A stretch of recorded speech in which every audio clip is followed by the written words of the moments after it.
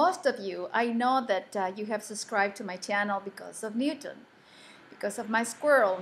So it has taken me a couple months to have the strength and the energy to tell you what happened to Newton. I know many of you have sent me messages and wanted to know about him, and but I haven't have the strength to come and tell you what happened to him. But here it is. A couple months ago, he got out of his home, and I couldn't find him. I looked for him for about, I don't know, about an hour, but I couldn't find him. But again, Newton was given to me by God, and it belonged to God, and he is in control. And the lesson that I learned is invaluable. And the lesson that I learned when I find out that Newton has left, I start calling him, and he wouldn't come. You know, like in the videos, I would just go, brrr, brrr, and he'd come to me, but he wasn't coming. So I started talking to God. I said, God, please, please, please, please don't let him be gone. You know that he's probably not strong enough, and he hasn't been out there. So please, Lord, help him to find his way back to me. 10 minutes later, after I was looking for him, he still wasn't showing up. So I started getting a little bit louder to God, and I kept going, okay, Lord, please, please, please, please, please, please, please, help him to find his way back to me. Please, wherever he is, just help him to come back to me. And nothing happened. So I started getting a little bit louder and screaming to God, Lord, please, please, please, you can't do this to me. Lord, I don't want to lose him. Please help him find his way back to me. After 20 minutes, I started realizing that he was not coming back. And so I got really loud to God, almost defiant. And this is what I said. I said, Lord, God, please, please let him get back to me, because I am God of Newton and not you. In that moment, I felt like the spiritual mirror got in front of me, and God was telling me, what?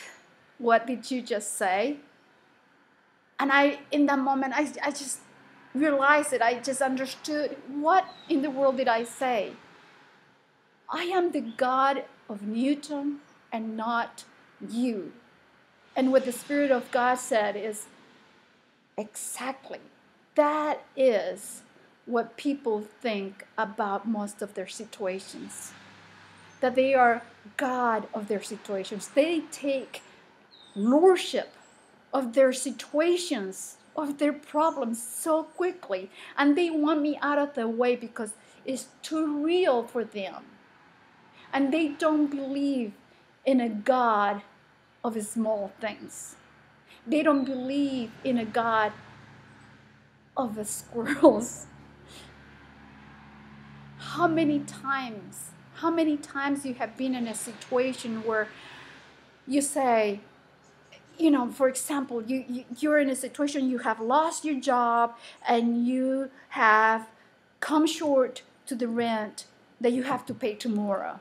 And you say, you know what, I have to come up with $100 by tomorrow. And you suddenly, God does not exist, because this is too real. And you talk to God and you say, you know what, God, I'm going to be going to church. I believe in you. I am a Christian. I'm a Southern Baptist. And I know how this works. I love you. I know you're in control. But this is too real. I got to come up with $100 for tomorrow. So what do? And you take lordship of the situations. You take lordship of the situations that you think that God cannot handle because they might be too small or sometimes too big for God. How silly is that? I miss Newton. I believe that if Newton has a soul, has a spirit, it just intermingled with mine. And I miss him. But I know that God is God of Newton. I live in a 5-acre farm almost. So I know Newton's out there. And I know that God is watching over him. But I do have to make that choice. Every single day, when the thought of Newton comes to my head, I have to make the choice to believe that God is God of Newton and God is taking care of my squirrel.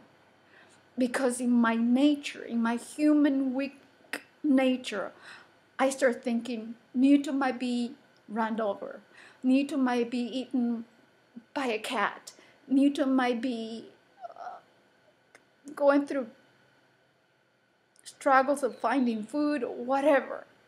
And I have the choice to whether feel guilty that I have not maybe equipped him for that kind of life, or that God is God of Newton